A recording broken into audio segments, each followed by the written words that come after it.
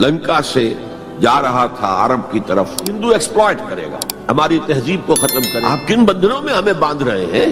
تو اللہ ایک چانس دے کر دیکھ لینا چاہتا تھا کہ یہ کرتے کیا ہے. 57 سال ہو گئے ہمیں, جو ملک لیا تھا اسلام اسلام اسلام اسلام کی رٹ لگا کر, وہ کہاں اسلام لایا؟ کچھ لوگ ٹی وی کو بھی حرام کہتے ہیں, برائے مہربانی وضاحت کریں. میں سب سے پہلے عنوان میں 2 چیزوں کی اصلاح کرنا چاہتا ہوں.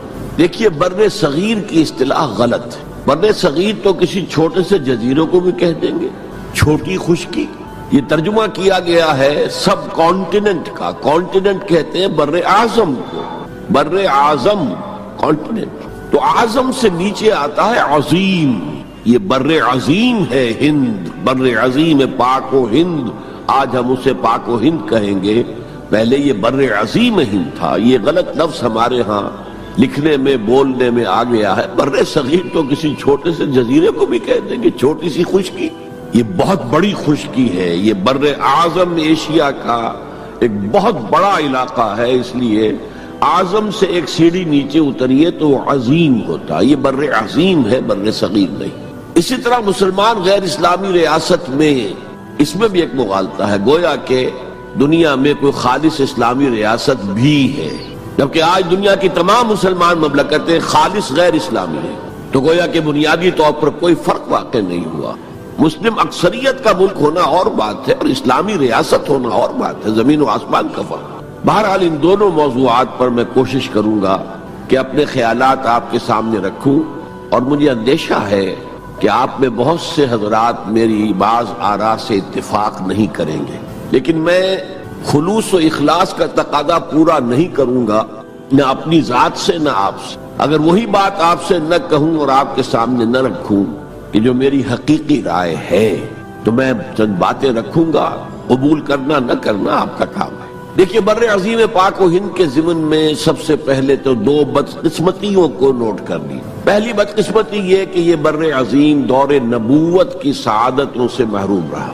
دور نبوت میں یہاں تک دعوت اسلام نہیں پہنچی. اکا دکا کوئی لوگ مسلمان ہوئے ہیں.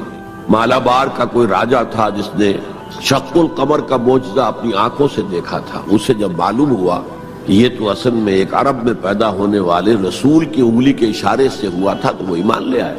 لیکن یہ آئسولیٹڈ واقعات ہیں. بحیثیت مجموعی بر عظیم پاک و ہند دور نبوت کی برکات سے محروم رہا. پھر یہ کہ دور خلافت راشدہ کی برکات سے بھی محروم رہا. یہاں اسلام کسی قابل ذکر حیثیت میں آیا ہے دور بنی امیہ میں, وہ بھی کسی دعوت و تبلیغ کے مثبت مقصد کے لیے نہیں, بلکہ ایک انتقام اور بدلے کے لیے کہ کچھ مسلمان تاجروں کا ایک بحری قافلہ جو سرندیپ سے لنکا سے جا رہا تھا عرب کی طرف, اسے یہاں کراچی کے قریب اسے یہاں کے سندھی ڈاکوؤں نے لوٹ لی. اس پر مطالبہ آیا اسلامی مسلمان حکومت کی طرف سے. وہ ملوکیت تھی, اب وہ اسلامی حکومت اس معنی میں نہیں رہی تھی جس معنی میں کہ خلافت راشدہ اسلامی حکومت تھی, کہ جو قیدی ہیں تمہارے پاس رہا کرو اور کمپنسیٹ کرو جو بھی نقصان یہاں ان مسلمان تاجروں کا ہوا ہے. جب اس کے جواب میں بالکل منفی رد عمل موصول ہوا تو پھر چڑھائی کا فیصلہ کیا گیا. گویا کہ یہ ایک سزا دینے کی ایک مہم تھی. بہرحال اس وقت جو اسلام یہاں آیا تھا اس کے کریکٹرز اس اسلام سے کچھ مختلف تھے جو بعد میں یہاں آیا. وہ اسلام جو محمد ابن قاسم کی سرکردگی میں سندھ میں آیا اور سندھ سے آگے بڑھ کر ملتان بلکہ موجودہ پاکستان کے تقریباً پورے نصف علاقے تک پہنچ گیا تھا, فٹ ہلز آف کشمیر تک. تو یہ اسلام خالص عربی اسلام تھا. ملوکیت تو آ گئی تھی لیکن بدویت اور عربیت جو ہے اس کی چھاپ اس پر ابھی گہری تھی. اور اس اسلام میں نہ ابھی فرقے تھے, نہ مسلک تھے, نہ حنفی, نہ مالکی, نہ شافعی, نہ حنبلی. نہ عقائد کے بارے میں بحثیں شروع ہوئی تھی, علم کلام کی بحثیں ہوئی تھی, نہ ابھی یونانی فلسفے اور منطق کا حملہ ہوا تھا.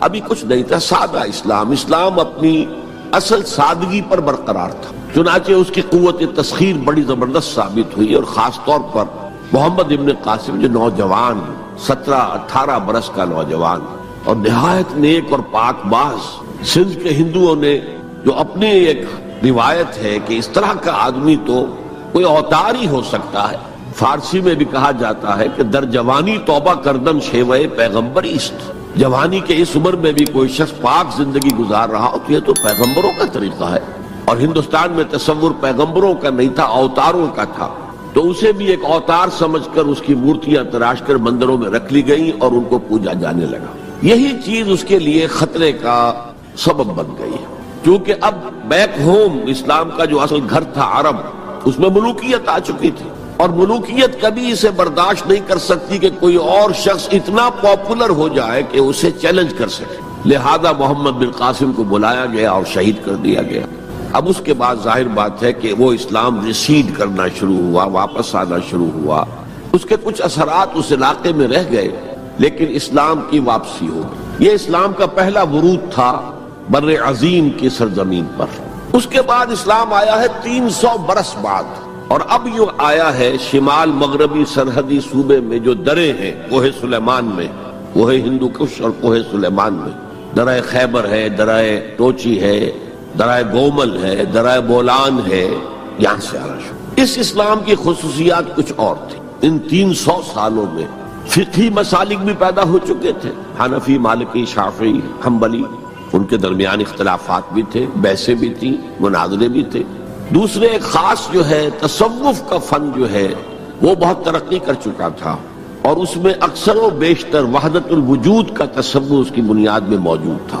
تیسری بات یہ نوٹ کیجئے کہ یہاں جو لوگ آئے وہ سب حنفی تھے، اور یہ ترک قبائل ہی تھے در حقیقت، اور ترکوں میں سے بھی غلام لوگ تھے، اسی لیے پہلا خاندان مسلمانوں کا یہاں خاندان غلاماں کہلاتا ہے۔ ترک غلام تھے یہ، جو اپنی ذاتی صلاحیت اور اپنی استعداد کے بنا پر ترقی کرتے کرتے بادشاہت کے مقام تک پہنچے۔ عالم اسلام میں اس وقت 2 عظیم جگہوں پر غلاموں کی حکومت تھی، اور اس سے اندازہ ہو سکتا ہے کہ اسلام میں غلاموں کا فیوچر کتنا روشن ہے۔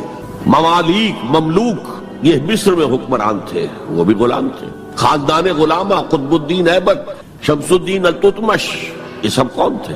غلام تھے۔ بہرحال اب جو اسلام آیا اس میں قیادت کی ایک تسلیس پیدا ہو چکی تھی، توحیدی شان نہیں رہی تھی۔ خلافت راشدہ میں قیادت توحیدی تھی، خلیفہ وقت ہی حاکم بھی تھے، خلیفہ وقت ہی مجتہد بھی تھے، عالم بھی تھے، اور وہی سب سے بڑے اللہ والے بھی تھے۔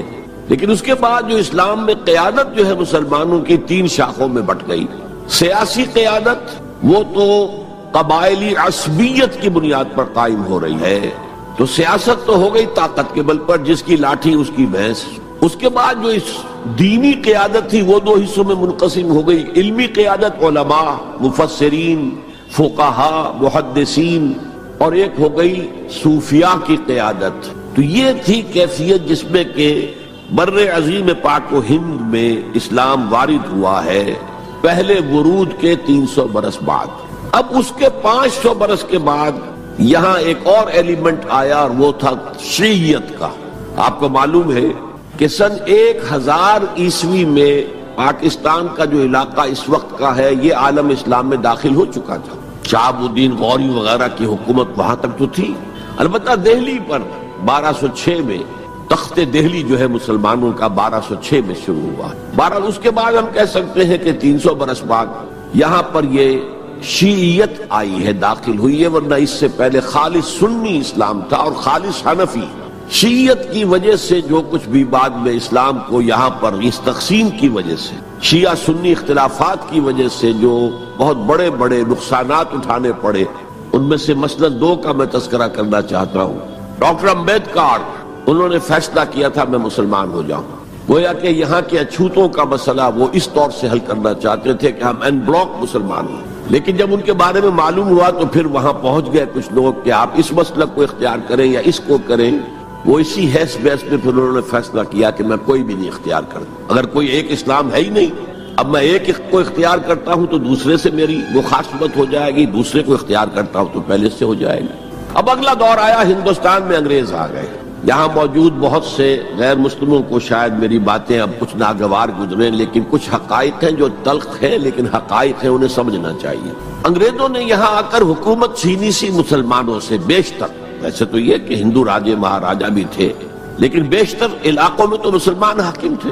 لہذا انہوں نے مسلمانوں کو دبانا بہت ضروری سمجھا، اس لیے کہ جو سابق حاکم ہو ان میں ایسپیریشنز پیدا ہوتی رہتی ہیں کہ ہم تھے یہاں کے حاکم، کیوں نہ واپس حاصل کریں، بغاوت کے ان کے اندر جراثیم مسلسل پروان چڑھتے۔ مسلمانوں کو دبایا اور ہندوؤں کو اٹھایا، کیوں کہ ہندوؤں کے لیے معاملہ صرف چینج آف ماسٹرز کا تھا، کوئی بڑا حادثہ تو نہیں تھا، پہلے مسلمانوں کے غلام تھے اب انگریزوں کے غلام ہو گئے، اور اس اعتبار سے انگریز نے بھی انہیں قریب کیا اور ہندوؤں نے بھی مغربی علوم اور مغربی سائنسز کو پڑھنے میں بڑی سبقت کی۔ بنگال میں انگریز آیا اور بنگال میں آپ کو معلوم ہے اکثر و بیشتر جو سائنسدان پیدا ہوئے جن کی کہ لکھی ہوئی ٹیکسٹ بکس جو ہیں بہت عرصے تک استعمال ہوتی نہیں ہندوستان میں، یہ کون تھے؟ چیٹرجی، بینرجی، سب کے سب بنگالی تھے۔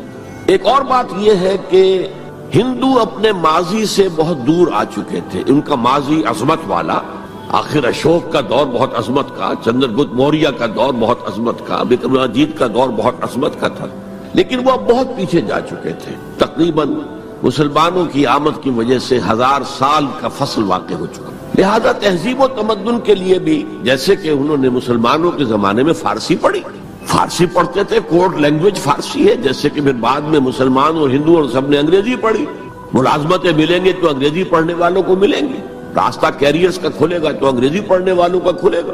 اسی لیے کہاوت تھی ہندوستان میں، پڑھے فارسی اور بیچے تیل، دیکھو رے قسمت کے کھیل۔ اب فارسی پڑھ کے تو اسے کہیں حکومت کے اندر اہلکار ہونا چاہیے، اس کی حیثیت کچھ اور ہونا چاہیے، فارسی پڑھ کے اور تیل بیچنا۔ جبکہ مسلمانوں کا معاملہ یہ تھا کہ ان کی تو ابھی تہذیب اور تمدن، ان کی روایات ابھی تازہ تھی، لہذا جو غیر مسلم تھے یہاں کے انہوں نے انگریزی علوم، انگریزی سائنس، انگریزی تہذیب اس کو کھلے دل کے ساتھ خوش آمدید کہا، اور مسلمانوں میں ایک زبردست ڈویژن ہو گیا، بلکہ ابتدائی ری ایکشن تو بہت سخت تھا، یک طرفہ تھا، ہم نہ انگریزی پڑھیں گے، ہم نہ انگریزی علوم سیکھیں گے، نہ سائنس پڑھیں گے، ہم تو اپنے کونوں خدروں میں اگرچہ جو سیلاب آ گیا ہے اس کو روکنے کی طاقت تو ہم میں نہیں ہے، لیکن ہم کونوں میں جا کر بیٹھ جائیں گے، قال اللہ قال الرسول۔ اور انگریزی تہذیب سے اس قدر دوری کہ اگر کوئی میز کرسی پر بیٹھ کر کھانا کھا لے تو کرسٹان ہو گیا، یہ تو کسی نے چمچہ استعمال کر لیا کھانے میں، کانٹا تو بہت دور کی بات ہے، چمچہ بھی استعمال کر لیا تو کرسٹان ہو گیا۔ تو اس درجے ری ایکشن تھا علماء کے زیر اثر حلقوں میں، گویا کہ وہ جو گاندھی جی کا فلسفہ تھا نان کوآپریشن، تو مسلمانوں نے انگریزوں کے ساتھ شدید قسم کا naan cooperation from the very beginning شروع کی۔ اس پر سر سید احمد خان نے ان دونوں چیزوں کی مخالفت کی۔ ایک تو انہوں نے انگریزوں کو بتایا کہ دیکھو یہ جو آزادی کی جنگ تھی یہ صرف مسلمانوں کی نہیں تھی، 1857 کی، یہ تو مشترک تھی، تو اس کے اندر کیا سبب ہوا ہے، اس کی وجہ سے آپ مسلمانوں سے بعد محسوس نہ کریں، اور مسلمانوں سے بھی کہا بھائی انگریزی پڑھو، انگریزی علوم حاصل کرو، سائنس پڑھو، سائنٹیفک نالج حاصل کرو، ورنہ تمہاری حیثیت ہندوستان میں کیا رہ جائے گی، پلے دار رہ جاؤ گے یا گوشت فروش رہ جاؤ گے، اللہ اللہ خیر صلی اللہ، اور تمہاری کوئی حیثیت نہیں رہے گی۔ تو اس اعتبار سے سر سید احمد خان ایک اہم لینڈ مارک ہے۔ اس کے علاوہ انگریزی دور کا ایک اور جو پہلو بہت اہم ہے، انگریزوں نے ڈیوائڈ اینڈ رول پالیسی کے تحت مسلمانوں اور ہندوؤں کے درمیان مرافرت کو ہوا دی، یہ ان کی پالیسی رہی مستقل، یہ ایک قوم کی حیثیت سے سامنے نہ آ جائیں، پھر ظاہر بات ہے کہ ہمارے پاؤں تو اکھڑ جائیں گے یہاں سے۔ تو یہ جو ہمارے ہاں شروع ہوا، کچھ اور فیکٹر بھی تھے، ہندوؤں میں ایک انتقامی جذبہ بھی تھا کہ مسلمانوں نے ہم پر حکومت کی ہے 800 برس، 1000 برس، اور ظاہر بات ہے سارے حاکم اچھے تو نہیں تھے، کوئی اچھا بھی تھا تو اکثر و بیشتر تو عیاش قسم کے لوگ تھے۔ ہم نے محل بنائے، تاج محل بنائے، ہم نے کوئی کام اور تو کیا نہیں۔ دین کی تبلیغ تو اولیاء اللہ نے کیا، صوفیاء نے کی، کبھی بھی سرکاری سطح پر، حکومت کی سطح پر یہاں تبلیغ اسلام کا اہتمام نہیں ہوا۔ ایک دو ایکسیپشنز ہیں، ایک راجہ گجرات کاٹھیا واڑ کے علاقے کا جس نے کہ تبلیغ کا اہتمام کیا، ایک راجہ کشمیر کا تھا جس نے تبلیغ کا اہتمام کیا، باقی حکمرانوں نے کوئی کوشش۔ آزادی سے قبل متصلاً جو کیفیت پیدا ہو گئی تھی اس کا ایک اہم فیکٹر یہ تھا کہ مسلمانوں میں ہندوؤں کا ایک خوف پیدا ہو، کیونکہ جو نظام اب بن چکا تھا وہ تو یہ تھا کہ ووٹ کی بنیاد پر فیصلے ہوں گے، ون مین ون ووٹ، اس کے اعتبار سے مسلمان اقلیت میں اور غیر مسلم ہندو یہاں اکثریت میں۔ تو گویا کہ ہمیشہ کے لیے اگر ایک ملک کی حیثیت سے یہ ملک جو ہے تقسیم آزادی حاصل کرتا ہے تو مسلمان غلام ہو جائے گا، ان کی تہذیب بھی ختم کر دی جائے گی، شدھی کی تحریک شروع ہو چکی تھی، ان کا مذہب بھی تبدیل کرنے کی کوشش کی جائے گی۔ میوات کے علاقے میں بڑی زبردست تحریک اٹھائی گئی تھی شدھی کی، جس کا توڑ کرنے کے لیے مولانا محمد الیاس رحمۃ اللہ علیہ سامنے آئے اور تبلیغی جماعت کا انہوں نے سلسلہ شروع کیا۔ یہ اصل میں میوات کے اندر جو شدھی کی تحریک تھی اس کا جواب تھا، اس سے حفاظت مسلمانوں کی۔ تو اندیشہ یہ تھا کہ ہندو ایکسپلائٹ کرے گا، ہماری تہذیب کو ختم کرے گا، ہماری زبان کو ختم کرے گا، معاشی طور پر ہمیں ایکسپلائٹ کرے گا، مفلوج کرے گا، اور اپنی سی کوشش کرے گا کہ ہمارا مذہب بھی تبدیل کرا دے۔ مسلمانوں کی ایک قومی جماعت، اگرچہ وہ شروع میں قومی اس کو کہنا غلط تھا، وہ نوابوں، جاگیرداروں، نواب زادوں ان کی جماعت تھی مسلم لیگ، جو 1906 میں قائم ہوئی۔ مسلمان عوام کا اس سے ساتھ کوئی نہ رابطہ تھا، نہ ان کا کوئی رابطہ عوام کے ساتھ۔ اس کی جو 1906 سے لے کر 1924 تک کی جد و جہد ہے، وہ ساری دفاعی جد و جہد تھی۔ ہمارے یہ حقوق ہونے چاہیے، ہمیں اس کی ایشورنس دی جانی چاہیے، ہمیں سیپریٹ الیکٹوریٹ دیا جائے، اور یہ کہ اس سے بھی آگے بڑھ کر ہمیں مرکز میں کچھ زیادہ حیثیت دی جائے تاکہ ہماری بھی کوئی حیثیت ہو، کوئی توازن پیدا ہو سکے۔ بس اسی پر ساری گفت و شنید تھی، اور اس کے ضمن میں محمد علی جناح جو ہیں وہ تو پروفٹ آف لو قرار دیے گئے تھے، اتحاد کا پیغام بر۔ وہ 1906 میں تھے انڈیا میں موجود، مسلم لیگ میں شامل نہیں ہوئے تھے، کانگریس کے رکن تھے۔ اس کے بعد 1913 میں جا کر مسلم لیگ میں شامل ہوئے ہیں مولانا محمد علی جوہر کے کہنے پر، پھر بھی کانگریس کے رکن بھی رہے، مسلم لیگ کے رکن بھی رہے، اور انہوں نے حتی الامکان کوشش کی کہ کوئی فارمولا ایسا بن جائے جس پہ کہ اتحاد ہو جائے اور ضمانت مل جائے کہ مسلمانوں کے ساتھ کوئی اس قسم کا سلوک نہیں کیا جائے گا کہ وہ بالکل یوں سمجھیے کہ نیچے لگ کر رہ جائیں اور ان کی کوئی حیثیت نہ رہے۔ لیکن وہ ناکام ہوئے، شدت کے ساتھ ناکام ہوئے، اور پھر اس درجے مایوس ہوئے کہ ہندوستان چھوڑ کر جا کر انگلستان میں بس گئے، اور وہاں انہوں نے اپنی لیگل پریکٹس شروع کر دی۔ ایس ایم اکرام صاحب جو ایک بڑے مصنف ہیں، آب کوثر، موج کوثر، رود کوثر کے جو مصنف ہیں، وہ اہم ترین کتابیں ہیں تین مسلم انڈیا کی، political as well as cultural history, ثقافتی جو معاملہ ہے وہ بھی ساتھ ساتھ ہر دور میں کیا اس کا رنگ رہا ہے، اس کو بہت ہی سمجھیے ایک بڑے ماہرانہ انداز میں انہوں نے بہت عمدگی کے ساتھ مرتب کیا ہے۔ وہ اس وقت آکسفورڈ میں پڑھ رہے تھے، طالب علم تھے، نوجوان، وہ ملے محمد علی جناح سے۔ اس وقت تک ابھی وہ قائد اعظم کا تو خطاب انہیں نہیں ملا تھا، محمد علی جناح، اور ان سے کہا آپ ہندوستان چھوڑ کے کیوں آ گئے، ہندوستان کے مسلمانوں کو تو آپ کی ضرورت ہے۔ تو انہوں نے سخت الفاظ کہے تھے کہ ہندو ناقابل اصلاح ہے، یہ اس وقت کی ہندو قیادت پر ان کا تبصرہ تھا، اور مسلمانوں کا حال یہ ہے کہ ان کا کوئی لیڈر مجھ سے صبح جو بات کرتا ہے شام تک ڈپٹی کمشنر یا گورنر تک پہنچا دیتا ہے، تو ایسی قوم کی قیادت میں کیسے کروں؟ لیکن اصل میں ایک ٹرننگ فیکٹر آیا ہے، turning point in the history of Muslim league movement, and that was 1930۔ اس میں جو الہ آباد میں مسلم لیگ کا سیشن ہوا تھا، اس میں خطبہ صدارت دیا تھا علامہ اقبال نے۔ علامہ اقبال اس سے پہلے ہندوستان میں ایک سور پھونک چکے تھے کہ اب اسلام کی نشأت ثانیہ کا دور آنے والا ہے، اسلام جو ہے دوبارہ دنیا کے اندر برسر عروج آئے گا۔ ایک امید افزا صورتحال علامہ اقبال نے اپنی ملی شاعری سے پیدا کر دی۔ کتاب ملت بیضا کی پھر شیرازہ بندی ہے، یہ شاخ ہاشمی کرنے کو ہے پھر برگ و بر پیدا، سبق پھر پڑھ صداقت کا، شجاعت کا، عدالت کا، لیا جائے گا تجھ سے کام دنیا کی امامت کا۔ نوا پیرا ہو اے بلبل کے ہو تیرے ترنم سے، کبوتر کے تنے نازک میں شاہی کا جگر پیدا۔ اور ویسٹرن سویلائزیشن کو انہوں نے چیلنج کیا تھا، دیار مغرب کے رہنے والوں خدا کی بستی دکان نہیں ہے، کھرا جسے تم سمجھ رہے ہو وہ اب ذرے کم عیار ہوگا، تمہاری تہذیب اپنے خنجر سے آپ ہی خودکشی کرے گی، جو شاخ نازک پہ آشیانہ بنے گا ناپائیدار ہو۔ کہ یہاں فرسٹ ورلڈ وار کے بعد جو عالم اسلام کی کیفیت ہوئی تھی، اس پر کس قدر یاس انگیز، نا امیدی سے بھرا ہوا مرثیہ مولانا حالی نے لکھا تھا۔ قوم کی زبان اس وقت وہ تھی، قومی شاعر جو ہے قوم کی زبان ہوتا ہے۔ پستی کا کوئی حد سے گزر نہ دیکھے، اسلام کا گر کر نہ ابھر نہ دیکھے، مانے نہ کبھی مد ہے ہر جزر کے بعد دریا کا ہمارے جو اتر نہ دیکھے۔ اور آخر میں جو مناجات بحضور سرور کونین صلی اللہ علیہ وسلم، اے خاصہ خاصان رسول وقت دعا ہے، امت پہ تیری آ کے عجب وقت پڑا ہے، وہ دین جو بڑی شان سے نکلا تھا وطن سے پردیس میں، وہ آج غریب الغربا ہے۔ اسی قسم کے مرثیے علامہ شبلی نے کہے، مولانا حمید الدین فراہی نے کہے، لیکن اقبال پہلا شاعر ہے جس نے کچھ مرثیے بھی کہے ہیں۔ جب انگلینڈ جاتے ہوئے وہ گزر رہے تھے سسلی، جزیرہ سسلی کے پاس سے جہاز گزر رہا تھا، تو دل میں ہوک اٹھی ہے، کبھی یہ مسلمان جہاز رانوں کا مرکز ہوتا تھا، بیس ہوتا تھا۔ رولے اب دل کھول کر ہے دیدہ خونابہ بار، وہ نظر آتا ہے تہذیب حجازی کا مزار۔ تھا یہاں ہنگامہ ان سیرا نشینوں کا کبھی، بحر بازی گاہ تھا جن کے سفینوں کا کبھی۔ کہا ہے، مرثیہ بھی کہا، اقبال کے ہاں مرثیہ ہے، لیکن ساتھ ہی ایک امید افزا پیغام کہ اب دوبارہ نکل کے صحرا سے جس نے روما کی سلطنت کو الٹ دیا تھا، سنا ہے یہ قدسیوں سے میں نے، وہ شیر پھر ہوشیار ہوگا۔ یہ جو عوامی ایک فضا ان کی شاعری سے پیدا ہو چکی تھی، ملی شاعری سے، انہوں نے 1930 میں آ کر مسلم لیگ کی موومنٹ میں اس کا انجیکشن لگا دیا۔ اسی طرح چلتی ہوئی ایک تحریک تھی، 1906 سے آئی تھی، 24 برس ہو چکے تھے 1930 تک، اب اس میں ایک انجیکشن لگا دیا گیا، احیاء اسلام۔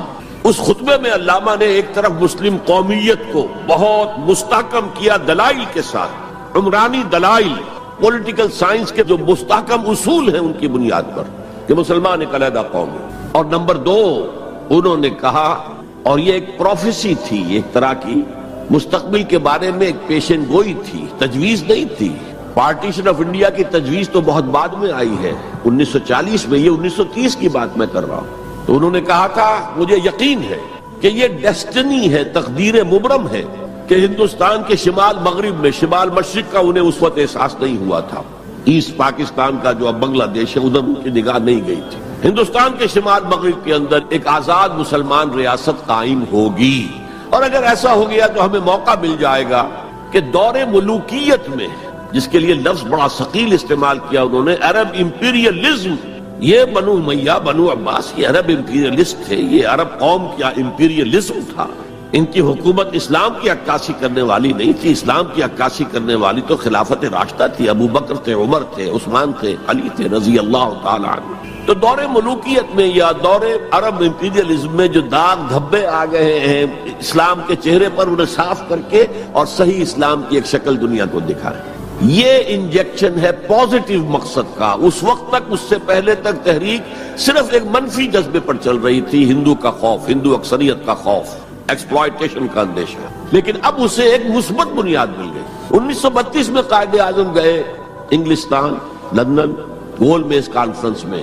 جناح صاحب اس میں شریک نہیں تھے، اس لیے کہ وہ تو ویسے سیاست کا میدان چھوڑ چکے تھے۔ اس موقع پر پھر علامہ اقبال نے ملاقاتیں کی ہیں جناح صاحب سے، اور وہی انجیکشن ان کو بھی لگا، اور انہیں پھر آمادہ کیا کہ آئیں واپس ہندوستان، اور اس انجیکشن کے حوالے سے مسلمانوں نے ہند کو منظم کرے اور جمع کرے۔ تو یہ پھر تحریک پاکستان جو ہے، چونکہ مسلمانوں کے جذبات کے ساتھ اس کی ہم آہنگی، معجزہ ہو گیا کہ مسلم مائنورٹی کے پروونسز نے کس طریقے سے یکجا اور یکسو ہو کر اس موومنٹ کو سپورٹ کیا، حالانکہ انہیں معلوم ہے کہ کسی بھی حساب سے ان کے تو پاکستان میں شامل ہونے کا کوئی امکان تھا ہی نہیں، بلکہ تحریک مسلم لیگ اصل میں مائنورٹی پروونسز کی تحریک تھی۔ جو صوبے بعد میں پاکستان میں شامل ہوئے ہیں ان میں سرحد میں تو کانگریس کی حکومت تھی ٹل دی لاسٹ ڈیٹ، پنجاب میں یونینسٹ حکومت تھی ٹل دی لاسٹ ڈیٹ، صرف ایک سندھ تھا مغربی پاکستان میں کہ جو وہاں مسلم لیگ کی حکومت تھی۔ ہاں، بنگال میں مسلم لیگ کی حکومت تھی، اور بنگال ہی مولد ہے جہاں ولادت ہوئی ہے 1906 میں مسلم لیگ کی، اور طویل ترین عرصے تک مسلم لیگ کی حکومت وہاں رہی۔ اب بھی وہاں پر تحریکیں چلتی رہتی ہیں اینٹی پاکستان، 2 مرتبہ پاکستان نے ایئر فورس بھی استعمال کی ہے وہاں پر، یہ سب کچھ آپ کو معلوم ہے۔ بہرحال اس کے نتیجے میں ملک تقسیم ہو گیا، اور 2 قوموں کے درمیان جو نفرت اس دوران میں پیدا ہو گئی تھی وہ ایک آتش فشاں کی طرح پھٹ پڑی۔ جو کچھ ہوا ہے پارٹیشن کے وقت، میں نے آپ کو بتایا تھا انگریزوں سے آزادی ہم نے حاصل کی، لیکن ہم نے نہ ایک انگریز کو مارا، نہ کسی انگریز نے ہم میں سے کسی کو مارا، لیکن جو آپس کی خوریزی ہوئی ہے، تاریخ انسانی کی عظیم ترین ٹرانسفر آف پاپولیشن، کروڑوں انسان ادھر سے ادھر سے ادھر ہوئے، اور پھر عظیم خوریزی، بربریت، وحشت۔ معلوم ہوتا کہ نفرت کی کوئی آگ اندر جل رہی تھی، بس اسے موقع چاہیے تھا کہ وہ ابھر آئے۔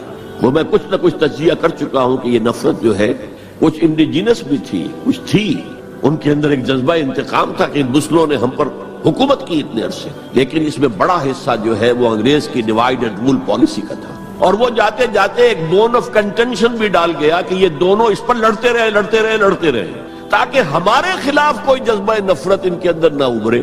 تو یہ انگریز کی پالیسی تو یقیناً بہت کامیاب تھی، لیکن وہ نفرت کا جو عالم اس وقت تھا اس کو آپ اس وقت امیجن نہیں کر سکتے۔ وہ نوجوان جو پیدا ہی ہوئے بعد میں پارٹیشن کے بھی 20 25 30 سال بعد پیدا ہوئے، انہیں کیا اندازہ ہو سکتا ہے؟ قطعاً اندازہ نہیں ہو۔ کبھی کبھی ربط ہو جاتا ہے معاملہ، جیسے کہ کبھی کسی جگہ ہو گیا، کبھی کسی جگہ ہو گیا، ابھی حال ہی میں جو کچھ گجرات میں ہو گیا تھا وہ ہو جاتا ہے، لیکن یہ کہ کوئی ہندو اور مسلمانوں کے درمیان وہ دشمنی اور وہ معاملہ نہیں ہے، بلکہ بہت سے لوگ اس کو امیجن ہی نہیں کر سکتے کہ معاملہ کس حد تک پہنچ گیا۔ اس کے بعد ایک خیال یہ تھا ہندوستان میں کہ پاکستان جلدی ختم ہو جائے گا، اور اس کی کوششیں بھی کی گئیں۔ پاکستان کے حصے کا روپیہ روک لیا گیا، پاکستان کے حصے کے ہتھیار روک لیے گئے۔ پاکستان نے اس کو محسوس کیا کہ it's a threat to its existence, جس کے نتیجے میں، جس کے رد عمل میں وہ امریکہ کی جھولی میں جا گرا۔ It was a reaction. میں اسلامی جمعیت طلبہ کا ناظم اعلیٰ تھا 1953 میں۔ ہمارے وزیر اعظم اس وقت تھے خواجہ ناظم الدین، وہ لاہور کے دورے پر آئے تھے۔ میں طلبہ کا ایک وفد لے کر ان سے ملنے گیا۔ ایک تو اس زمانے میں وہ اینٹی قادیانی موومنٹ چل رہی تھی اور اس میں بہت کچھ تو خون لاہور میں ہوا تھا، اس کے بارے میں نے کچھ باتیں کی، اور پھر میں نے ان سے کہا یہ میڈو اس بلا کا نام ہے، میڈو تھی اس وقت، مڈل ایسٹ ڈیفنس آرگنائزیشن، آپ کن بندھنوں میں ہمیں باندھ رہے ہیں؟ بہت ہی بھلے آدمی تھے۔ مجھے واقعہ یہ ہے کہ ایک ہی میری تو ملاقات ہے، لیکن اس شخص کی شرافت کا اور سادگی کا جو نقش قائم ہوا میرے دل پر وہ آج تک موجود ہے۔ دیکھیے یہ معاملہ جو ہے یہ حکومت کا ہے، یہ آپ نوجوان ہیں، طالب علم ہیں، آپ کا اس سے کوئی سروکار نہیں۔ میں ذرا نٹ کھٹ قسم کا تھا اس وقت بھی نوجوان۔ میں نے کہا جناب آپ ہمیں ان بندھنوں میں باندھ کر آپ چلتے بنیں گے، ملک تو ہم نے سنبھالنا ہے بعد میں۔ We must know what you are doing۔ بس یہ کہنے پر اچھا آگے کوئی جواب نہیں۔ دیکھیں الفاظ 3 جملے ان کے سنا رہا ہوں، یہ پوری ہماری تاریخ کا لب لباب بنتا ہے۔ دیکھیے پنڈت جی تو نہیں چاہتے نا کہ پاکستان قائم رہے، پنڈت نہرو، اور ہم اکیلے تو ہندوستان کا مقابلہ نہیں کر سکتے نا، تو ہمیں تو کوئی سہارا چاہیے نا۔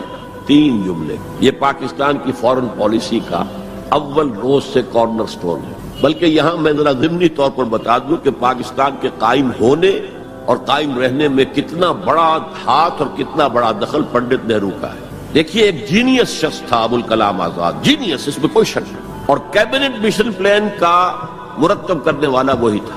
کیبنٹ مشن پلان کو مسلم لیگ نے بھی تسلیم کر لیا کہ ہندوستان 3 زونز کے مشتمل ہوگا، آزاد ہوگا، مرکزی حکومت ایک ہوگی، ایک ویسٹرن زون، ایک ایسٹرن زون، ایک سینٹرل زون، یعنی تقریباً وہی جو پاکستان کا نقشہ تھا کہ ایک مغربی پاکستان، ایک مشرقی پاکستان، ایک نیچے بھارت۔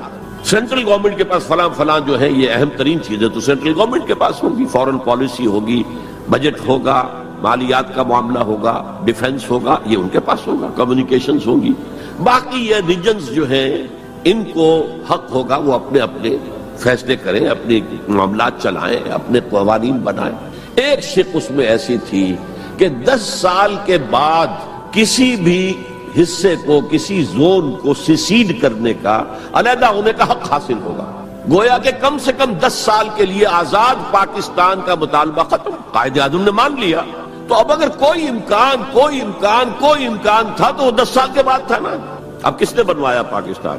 وہ تو چونکہ مولانا آزاد اس درجے بددل ہو چکے تھے، قائد اعظم نے انہیں شو بوائے کہہ کے اتنا جو ہے بددل کر دیا تھا کہ انہوں نے کانگریس کی صدارت چھوڑ دی۔ تو کہا گیا ان سے آپ صدارت قبول کریں، نہیں، پنڈت جی ہو گئے صدر۔ اور پنڈت جی سے جب پوچھا گیا کیبنٹ مشن پلان کے بارے میں تو انہوں نے کہہ دیا ایک دفعہ ہندوستان آزاد ہو جائے پھر کون کسی کو علیحدہ ہونے دیتا ہے۔ بات تو سچی تھی، نکل جاتی ہے جس کے منہ سے سچی بات مستی میں، فقیہ مسئلہ بھی سے وہ رندے بادہ خار۔ اچھا بات تو سچی تھی لیکن کہنے کی نہیں تھی اس وقت۔ اس پر فوراً قائد اعظم نے ریورس گیئر لگایا کہ اگر نیتیں یہ ہے تو پھر ہم نہیں مانتے، وی آر گوئنگ بیک۔ تو عالم واقعہ میں پاکستان کس نے بنوایا 1947 میں؟ ہسٹری کا تجزیہ کیجئے، سمجھئے کہ یہ کچھ اللہ تعالیٰ کی مشیت تھی۔ تمام انسانوں کے دل حضور کی ایک حدیث کے مطابق اللہ کی 2 انگلیوں کے مابین ہوتے ہیں، وہ جدھر چاہتا پھیر دے۔ یہ اللہ کی حکمت تھی۔ اللہ چاہتا تھا کہ یہ مسلمانان ہند جو کہہ رہے ہیں اے اللہ ہمیں آزادی دے، انگریز سے بھی دے، ہندو سے بھی دے، تیرے دین کا بول بالا کریں گے ہم، تیرے نبی کا دین قائم کریں گے. تو اللہ ایک چانس دے کر دیکھ لینا چاہتا تھا کہ یہ کرتے کیا ہے. حالانکہ لارڈ ماؤنٹ بیٹن کی تجویز تھی کہ 14 اگست کو انڈیا پہلے اس کی فریڈم ڈکلیئر ہو اور 15 کو پاکستان کی ہو. تاریخ بدل جاتی ہے. یہاں کے پنڈتوں نے کہا کہ 14 جو ہے وہ منحوس دن ہے، لہذا انہوں نے کہا 15 تو 14 کو پاکستان، وہ 27ویں شب تھی رمضان مبارک کی. یہ اصل میں ایسا ہی معاملہ ہے جیسے کہ مصر میں بنی اسرائیل نے حضرت موسیٰ سے کہا تھا کہ اے موسیٰ، تمہارے آنے سے پہلے بھی ہم پر تشدد ہوتا تھا اور ہمیں ہر طرح ستایا جاتا تھا، تمہارے آنے کے بعد بھی حال ہمارا تو وہی ہے، ہماری تو کوئی بھلائی نہیں ہو سکی. تو حضرت موسیٰ کا ایک جواب جو ہے وہ وہاں پر منقول ہے، عَصَىٰ رَبُّكُمْ أَن يُهْلِكَ عَدُوَّكُمْ، قریب ہے کہ تمہارا رب تمہارے دشمن کو ہلاک کر دے، وَيَسْتَخْلِفَكُمْ فِي الْأَرْضِ، اور تمہیں زمین میں طاقت دے، فَيَنْظُرَ كَيْفَ تَعْمَلُونَ، پھر وہ دیکھے گا تم کیا کرتے. وہ انہوں نے جو کچھ کیا تھا وہ اس کی تاریخ میں آپ کے سامنے بیان کر چکا ہوں. اب صورتحال تبدیل ہو رہی ہے. اب تعلقات کے بحال ہونے کا معاملہ تیزی کے ساتھ جاری ہے. دوستی کی طرف قدم بڑھ رہے ہیں. بالکل وہ بات جو علامہ اقبال نے اپنے اسی خطبے میں کہی تھی کہ ویسٹ پاکستان وہ جو بھی ہوگا، اس وقت پاکستان لفظ تو استعمال نہیں کیا تھا، وہ ہندوستان کی حفاظت کا ذریعہ بنے گا. ہندوستان پر ہمیشہ حملہ آور ہوا نارتھ ویسٹ سے، ہمالیہ کراس کر کے تو کوئی آ نہیں سکتا. اور تاریخ میں پہلی مرتبہ انگریز آئے تھے سمندر کے راستے سے. باقی تو جو آیا وہ کوئی ہن آئے، منگولز آئے، پٹھان آئے، جو بھی آیا ادھر ہی سے آیا ہے. تو یہ جو ہے ہندوستان کی پروٹیکشن کا ذریعہ بن جائے گا. اور واقعہ یہ کہ بن گیا، ورنہ یہ کہ کمیونزم سویپ کر کے پورے انڈیا کو لے جاتا. یہ پاکستان کے اندر وہ جو بھی مذہبی جذبہ ہے، چاہے وہ مثبت طور پر بروئے کار نہیں آ سکا، لیکن بے خدا کمیونزم کے خلاف جو مسلمانوں میں جذبات تھے، تو اس رو کو، اس سیلاب کو روکا ہے پاکستان. بہرحال اب صورتحال جیسا کہ میں نے کہا ہے کہ عام طور پر بھی اب آمد و رفت کی سہولتیں کی جا رہی ہیں، اور میں سمجھتا ہوں کہ وہ نسل بھی اب بیت چکی ہے جس کے دل میں وہ انتقامی جذبات تھے. وہ رہ گئے ہیں ریمننٹس کچھ تھوڑے بہت کچھ لوگوں کے اندر، ورنہ بائی اینڈ لارج بحیثیت مجموعی وہ کیفیت اب باقی نہیں. امید یہ بھی ہو رہی ہے کہ کشمیر کا مسئلہ بھی حل ہو جائے یا ختم ہو جائے، ایز اے ڈسپیوٹ ختم ہو جائے. اللہ کرے کہ ایسا ہو جائے، اللہ کرے کہ ایسا ہو جائے. اور پھر بات وہ ہو جائے جو قائد اعظم نے کہی تھی جب ان سے پوچھا گیا تھا کہ ہندوستان اور پاکستان کے تعلقات کیسے ہوں گے. انہوں نے کہا جیسے کینیڈا اور یو ایس اے کے ہیں. اب آپ کو معلوم ہے کینیڈا اور یو ایس اے کے درمیان کتنے قریبی تعلقات.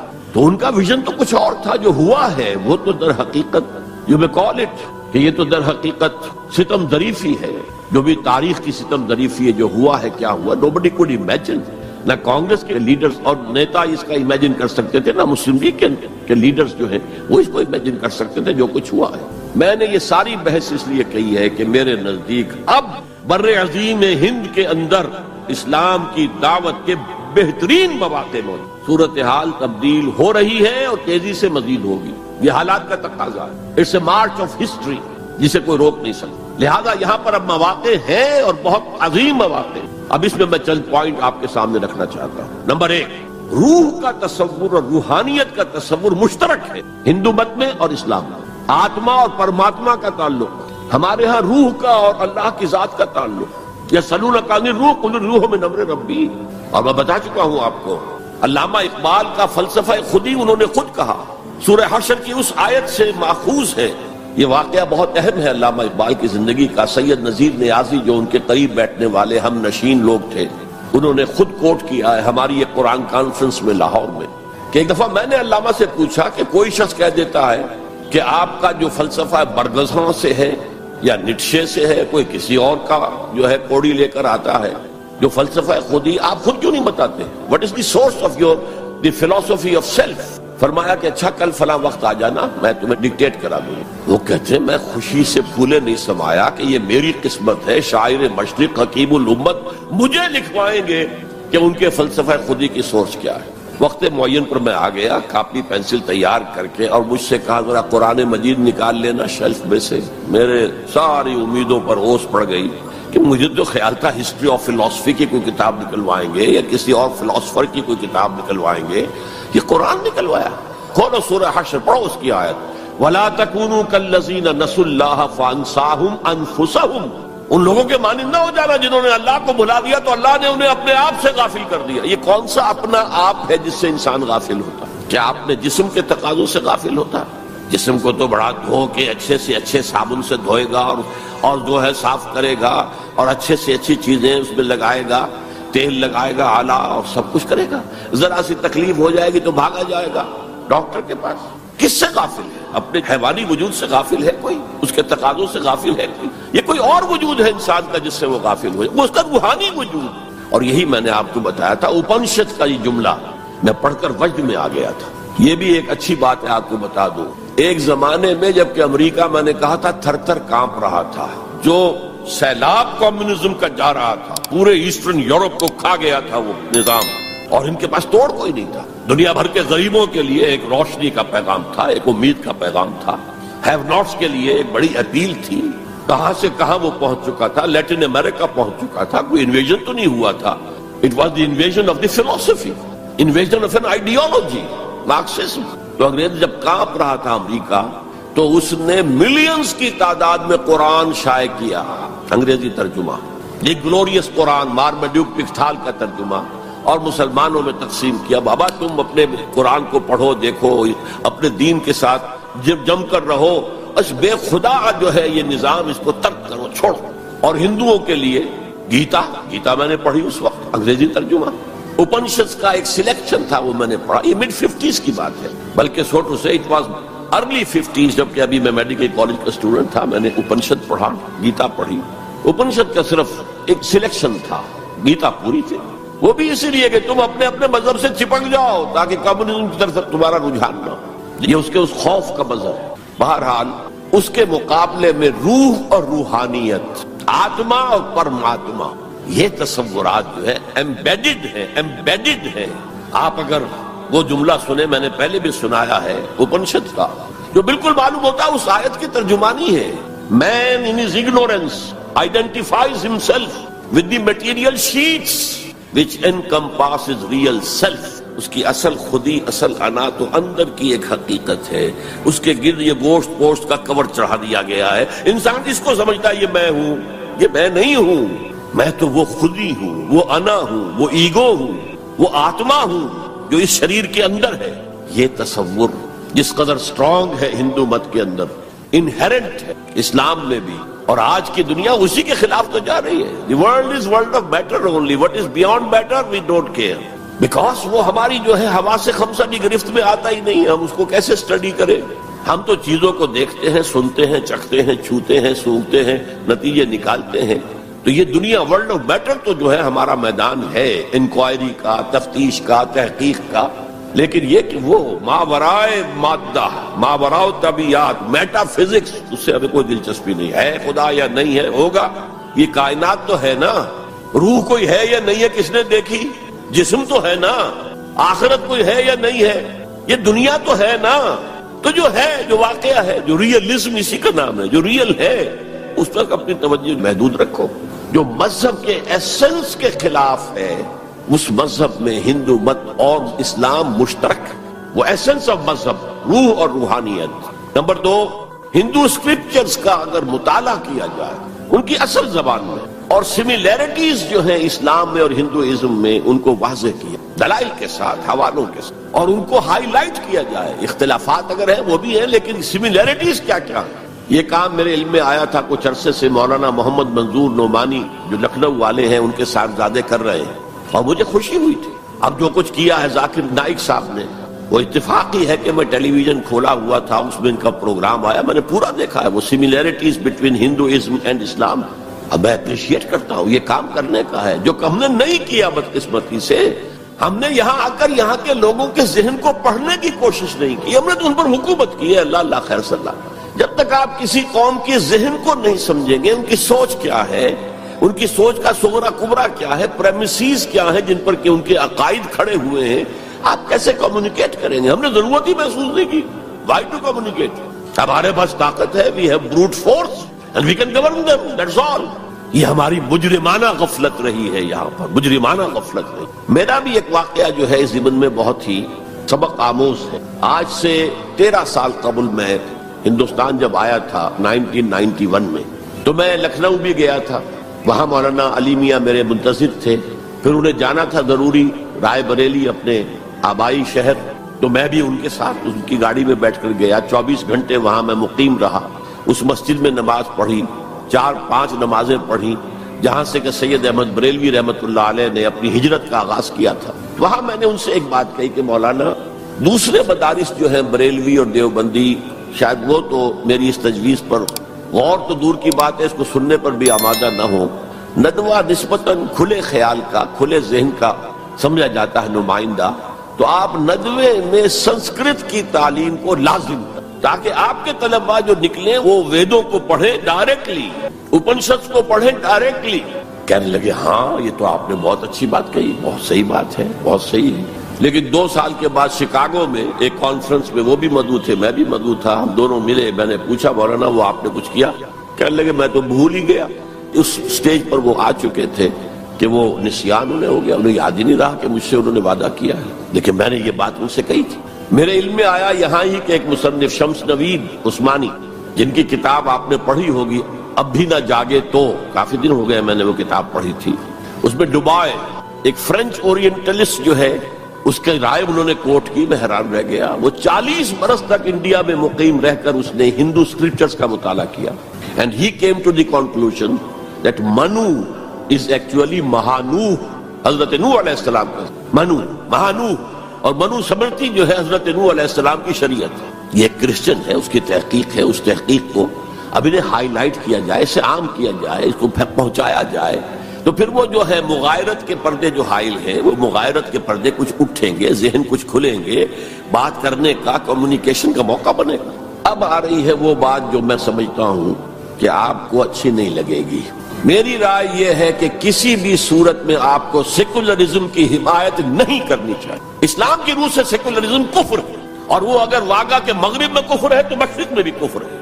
آپ اس کی پروٹیکشن لینا چاہتے ہیں, اس کے امبریلا کے تحت آنا چاہتے ہیں. یہ آپ کی قومی جو ہے فرار, ورنہ سیکولرزم کس شے کا نام ہے؟ کیا اسلام کسی درجے میں کمپیٹیبل ہے اس کے ساتھ؟ سیکولرزم کا مطلب یہ ہے کہ آپ ایک سرکل بنا لیں, اس سرکل کے اندر ہے پولیٹیکو سوشو اکنامک سسٹم. یہ تو ہوگا, کسی بھی مذہب سے کوئی تعلق نہیں اس کا. عوامی حاکمیت جو بدترین شرک ہے, اس کی بنیاد پر جو پارلیمنٹ آئے, جو کوئی مجلس ملی آئے, جو کوئی کانگریس آئے, وہ جو ہے قانون بنائے. ہومو سیکسولیٹی کو جائز قرار دے, اجازت ہے. ہومو سیکسول میرجز کو رجسٹر کروائے, ٹھیک ہے. It has no reference to any religion whatsoever. ہاں, اس سرکل کے پیری فری پر چھوٹے چھوٹے سرکلز بنا دیجئے. یہ ہندو مت ہے, یہ اسلام ہے, یہ سکھ مت ہے, یہ بدھ مت ہے, یہ فلاں ہے, یہ کرسچینٹی ہے, یہ جوڈائزم ہے, یہ ہے تاؤزم ہے. یہ رہیں گے پیری فری پر. یہ انفرادی معاملہ ہے زندگی کا, اور اس میں آزادی ہے ہر ایک کو.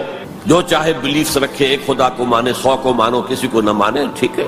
شہری تو ہے وہ, جس طرح چاہے پوجا پاٹ کرے, درخت کو پوجے, پتھروں کو پوجے, بتوں کو پوجے, ایک انسین خدا کو پوجے, جس کو چاہے پوجے, سورت کو پوجے, چاند کو پوجے, جو چاہے پوجے. سوشل کسٹم جو چاہے رکھے.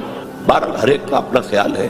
ان چیزوں میں ہر شخص آزاد ہے. لیکن یہ پولیٹیکل سسٹم, دی کریمنل لا جو بھی ہے, پھر اکنامک سسٹم, سود, سیوا, سب جائز ہیں. کسی مذہب کے حرام قرار دینے سے ان کو نہیں روکا جائے گا. کسی آسمانی ہدایت کو دلیل کے طور پہ تسلیم نہیں کیا جائے گا. چاہے وہ تورات ہو, چاہے قرآن ہو, چاہے کوئی اور آسمانی کتاب ہو, ہندوؤں کی کتابیں وہ تسلیم نہیں کی جائیں گی. This is not compatible with اسلام.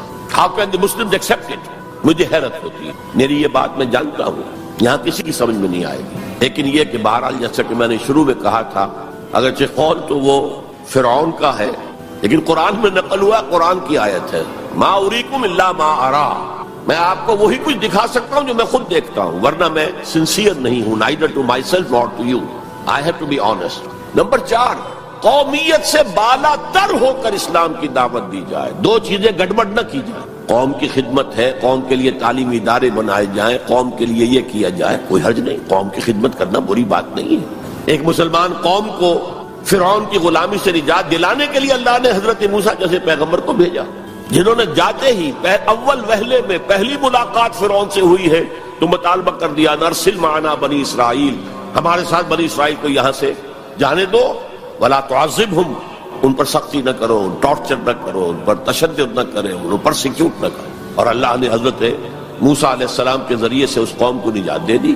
حالانکہ وہ قوم کیسی ناہنجار قوم تھی, جس نے جیسے ہی سمندر پار کیا ہے یا دریا پار کیا ہے، کچھ لوگوں کو دیکھا بتوں پر اعتکاف کر رہے ہیں بیٹھے ہوئے، کہا ہمارے لیے بھی ایسا بنا دو تاکہ توجہ کا ارتکاز ہم کر سکیں۔ حضرت موسیٰ نے ڈانٹا، اللہ نے تمہیں کتنی عظمت عطا کی ہے، جو شرک کی دلدلوں سے، کیچڑ سے تمہیں نکالا ہے، اور تم چاہتے ہو دوبارہ اسی کے اندر پھنس جانا۔ وہی ہیں جو قدم قدم پر جھگڑتے تھے حضرت موسیٰ سے، تم نے مروا دیا ہمیں لا کے یہاں صحرا میں، اس سے تو وہاں بہتر تھے، ہم کھانے پینے کو تو ملتا تھا نا۔ بہرحال اللہ نے من و سلوہ اتار دیا، ایک چٹان سے 12 چشمے جو ہے وہ برآمد کر دیے، کھاؤ پیو۔ اور پھر وہ اتنی ناہنجار قوم تھی کہ جب قتال کی بات کہی گئی کہ اب تلوار ہاتھ میں لو اور داخل ہو جاؤ فلسطین کی زمین میں، کورا جواب، فَذَهَبْ أَنْتَ وَرَبُّكَ فَقَاتِلَا إِنَّا هَاهُنَا قَاعِدُونَ، ہم تو یہاں بیٹھے ٹس سے مس نہیں ہوں گے، جاؤ تم جاؤ، تمہارا رب، فَذَهَبْ أَنْتَ وَرَبُّكَ فَقَاتِلَا إِنَّا هَاهُنَا قَاعِدُونَ۔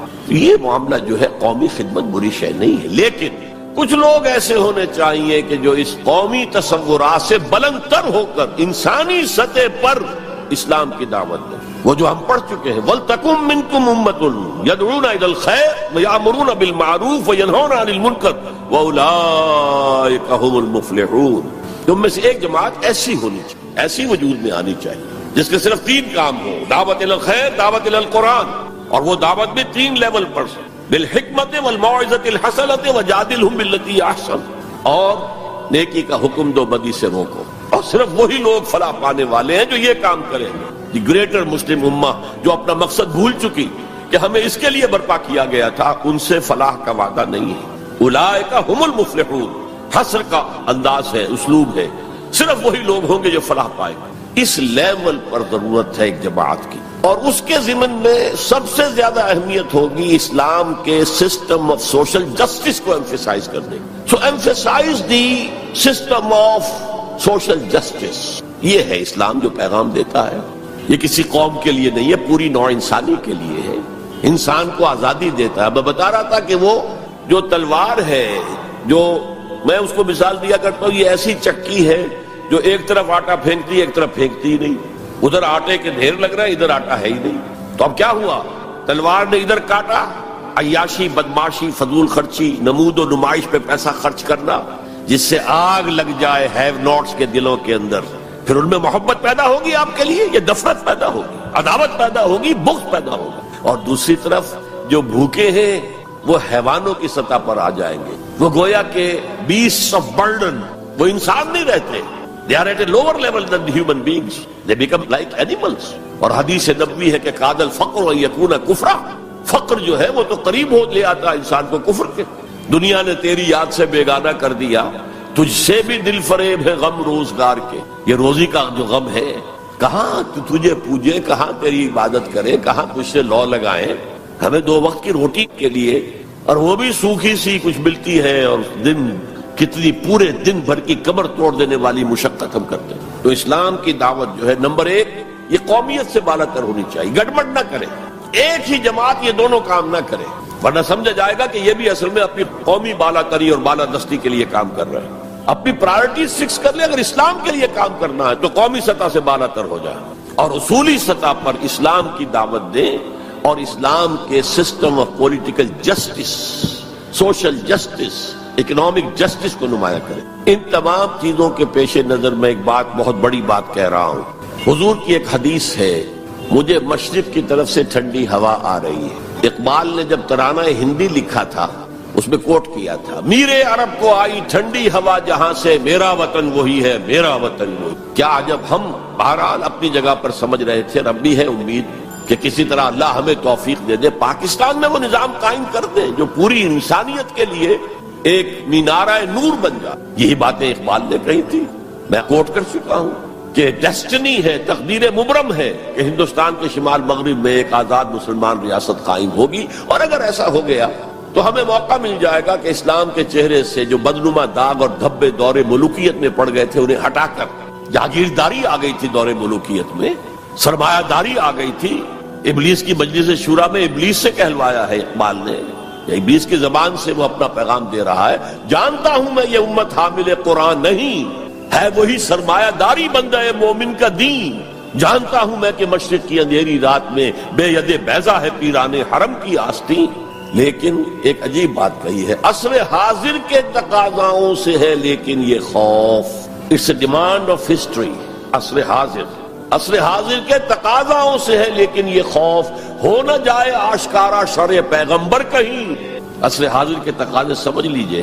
کیپٹلزم کے رد عمل میں کمیونزم پیدا ہوا تھا، اب کمیونزم مر گیا ہے، اب کیپٹلزم بغلے بجا رہا ہے. ثابت ہو گیا کہ ہمارا نظام liberal secular democracy and capitalism based on free market and interest and every thing, یہ بہترین نظام ہے، اس سے بہتر کوئی نظام نہیں ہے. دیکھ لو وہ مرا پڑا ہوا کمیونزم، اس کی قبر بن گئی ہے. جس پر کہ پھر ہنٹنگٹن نے کہا نہیں میرا بھائی، اسے غلطی لگ رہی ہے فوکویاما کو، ابھی کلیش آف سیویلائزیشنز ہونا ہے، ہوگا.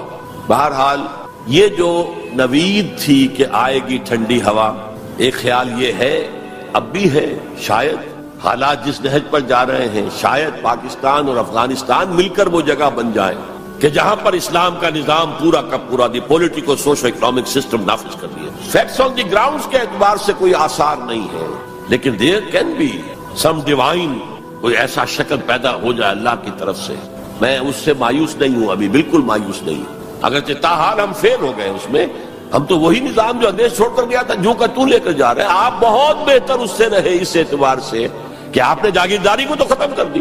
ہمارے ہاں تو جاگیردار مسلط ہے، اور جہاں جاگیردار مسلط ہوگا اور 70% آبادی جو ہے وہ دیہی ہے، گاؤں کی ہے، جاگیرداروں کے انگوٹھے تلے ہے، وہاں سیاست کیا ہوگی؟ سیاست جو ہے وہاں پر it's the musical chair game of the jagirdars and lords, اور کچھ بھی نہیں. بہرحال اللہ کرے کہ یہ اس بر عظیم سے، پاکستان بھی آخر اسی بر عظیم کا ایک حصہ تھا، بھارت اسی بر عظیم کا حصہ ہے، بنگلہ دیش اسی بر عظیم کا حصہ ہے. میں وہاں بھی گیا تھا تو میں نے کہا تھا کہ آپ یہاں نظام خلافت قائم کریں. وہاں خلافت اندولن ایک بڑی تحریک بھی اٹھی تھی. حافظ جی حضور کا نام آپ نے سنا ہوگا، بہت بڑے پیر تھے وہاں کے، جنہوں نے ایک موومنٹ شروع کی تھی کہ خلافت کا نظام قائم کیا جائے. لیکن یہ ہے کہ کیا عجب کہ ہندوستان کی قسمت میں ہوئی ہے. شمس نوید عثمانی صاحب نے جو بات کہی ہے وہ قابل غور یقیناً ہے. اگرچہ مجھے پڑھے ہوئے اس کتاب کو بہت دن ہو گئے ہیں، لیکن مجھے امید ہے کہ جو بات میں کہنے چلا ہوں وہ ان کی طرف غلط منسوب نہیں ہوگی، لفظی طور پر کوئی غلطی ہو سکتی ہے. انہوں نے یہ لکھا تھا کہ امت مسلمہ کی قیادت پہلے ملی ہے سامی النسل لوگوں کو. یہ میں آپ کو بتا چکا ہوں. First rise of the Muslim ummah, then the first fall of the Muslim ummah, then the second rise of Muslim ummah, then the second fall of Muslim Ummah, just as the first rise of Bani Israel, and then the first fall, and then the second rise, and then the second fall. The first rise of the Muslim Ummah was under the leadership of the Arabs. Who are these Arabs? Sami, Semitic. اگرچہ Europe میں Semitic کا لفظ استعمال ہوتا ہے یہودیوں کے لیے صرف، وہ بھی سامی ہے، عرب بھی سامی النسل ہے. جب صلح کرائی تھی اور بغل گیر کروایا تھا کلنٹن نے شاہ حسین کو، اور اس وقت شامیر تھا یا کون تھا جو بھی وزیر تھا اس کا اسرائیل کا، بغل گیر ہو گئے، تو اس نے کہا تھا یو آر کزنس، بھائی تم ایک ہی باپ کے بیٹے ہو نا. یہ عرب اسماعیل کے بیٹے ہیں، ان کی اولاد ہیں، اور جو جیوز ہیں وہ حضرت اسحاق کی اولاد ہیں. حضرت اسحاق کے بیٹے حضرت یعقوب، ان کے 12 بیٹے، ان سے 12 نسلیں، 12 قبیلے جو ہیں بنی اسرائیل کے. تو یو آر کزنس. تو سامی النسل، پہلی قیادت سامی، حضرت سام، یہ بیٹے تھے حضرت نوح کے. Second rise of the Muslim Ummah was under the leadership of the Turks. They are the progeny of Yafis علیہ السلام. انہی کے بیٹوں میں گوگ اور میگوگ کا نام بھی آیا ہے تورات میں، جوج اور ماجوج. وہ اصل میں سینٹرل ایشیا کے ماؤنٹینز کو کراس کر کے تو شمالی جو میدان چلتا ہے رشیا وغیرہ کا، اور پھر نیچے وہ منگولیا اور چائنا کے ساتھ، اور ادھر ویسٹ میں پھر وہ اسکینڈینیوین کنٹریز سے ہو کر ادھر سے اتر کر لوگ جو آئے ہیں اینگلو سیکسنز، انگلستان میں آئے ہیں یا اور یورپ کے حصے میں آئے ہیں. یہ سب نسل ہے یافس کی. تیسری نسل ہے حام کی، اس میں یہ انڈو گریک اینڈ ایرانی ایرینز، سب سے بڑی تعداد ان ایرینز کی کہاں ہے؟ یہ حام کی نسل سے ہے. اور شمس نوید عثمانی نے لکھا تھا کہ اب جو اسلام کی اور امت مسلمہ کی قیادت ہے وہ حام کی نسل کو منتقل ہوگی. دی تھرڈ رائز آف اسلام، جس پر میں حدیثیں آپ کو سنا چکا ہوں، ہونا ہے، وہ تقدیر مبرم ہے، پوری دنیا پر اسلام کا غلبہ ہو کر رہے گا. علامہ اقبال نے کس خوبصورتی سے کہا ہے، ہر کو جا بینی جہان رنگ و بو، تم جہاں کہیں بھی رنگ و بو کا منظر دیکھتے ہو، خوشنمائی، خوشبو، اچھی بات، اعلیٰ قدریں، ہر کجا بینی جہان رنگ و بو زاں کے از وہ آیت آرزو، جس سے کہ آرزو پیدا ہوتی، امنگ پیدا ہوتی، یاز نور مصطفیٰ اورا بہاست، یا ہنوز اندر تلاش مصطفیٰ، یا تو حضرت محمد مصطفیٰ صلی اللہ علیہ وسلم سے وہ نور مستعار لیا گیا ہے۔ یورپ کی ساری ترقی ہوئی ہے قرآن کے اس اصول کی بنیاد پر کہ توہمات کو چھوڑو، ولا تقف ما لیس لک بہ علم ان السمع والبصر والفؤاد کل اولئک کان عنہ مسئولا، حقائق پر نظر جو ہے وہ جماؤ، اور جسے کہتے ہیں استقرائی منطق۔ ایک لاجک جو ہے وہ ہے ڈیڈکٹیو لاجک، ایک ہے انڈکٹیو لاجک، انڈکشن، استقراء کا آغاز دنیا میں کرنے والا قرآن ہے۔ کھول آنکھ، زمین دیکھ، فلک دیکھ، فضا دیکھ، مشرق سے ابھرتے ہوئے سورج کو ذرا دیکھ۔ ان فی خلق السماوات والارض واختلاف اللیل والنہار والفلک التي تجری فی البحر بما ينفع الناس وما انزل اللہ من السماء من ماء فاحیا به الارض بعد موتها وبث فیہا من کل دابۃ وتصریف الریاح والسحاب المسخر بین السماء والارض لآیات لقوم یعقلون۔ یہ پوری کائنات اللہ کے سائنس، اللہ کی علامات، اللہ کی آیات سے بھری ہوئی۔ یہ سارا نقطہ نظر ہے جس نے سائنس کو بنیاد بنایا ہے، سائنس کو کہ وہ توجہ منعطف کرائی ہے۔ اور یہ اصل میں پہلے بھی کہہ چکا ہوں، غرناطہ، تولیتلا جو ٹولیڈو کہلاتا ہے آج، قرطبہ جو آج کورڈووا کہلاتا ہے، غرناطہ جو آج گرناڈا کہلاتا ہے، اس کی یونیورسٹیوں سے پڑھنے کے لیے آتے تھے۔ یہ فرانس کے لوگ چلے آ رہے ہیں، یہ جرمنی کے نوجوان چلے آ رہے ہیں، یہ اٹلی سے آ رہے ہیں، انہی کے زیر اثر رینائسنس ہوا، احیاء العلوم، فلسفہ اور سائنس دونوں کی طرف جو ہے توجہ ہوئی، اور انہی کے زیر اثر اصلاح مذہب، ریفارمیشن، جسے کہ یہودیوں نے ایک خاص ٹرم دے دیا۔ یہ ایک علیحدہ موضوع ہے، اس وقت میری گفتگو کا موضوع یہ نہیں ہے۔ بہرحال ہو سکتا ہے کہ ہندوستان ہی وہ جگہ بن جائے۔ یہ ہے وہ 5 نکات جس کی بنا پر میں کہتا ہوں کہ اس وقت ہندوستان میں، بھارت میں اور بر عظیم پاک و ہند میں اسلام کی دعوت کے امکانات بہت وسیع ہیں۔ ہم فائدہ نہ اٹھائیں یہ ہمارا جرم ہوگا، اللہ کے ہاں ہم اکاؤنٹیبل ہوں گے۔ اب آج کے موضوع کے دوسرے حصے پر آئیے، مسلمان غیر اسلامی ریاست میں۔ میں نے عرض کیا تھا کہ اس عنوان سے شاید یہ گمان ہوتا ہے کہ کوئی ملک، شاید پاکستان کو آپ سمجھ رہے ہیں کہ وہ اسلامی ریاست ہے۔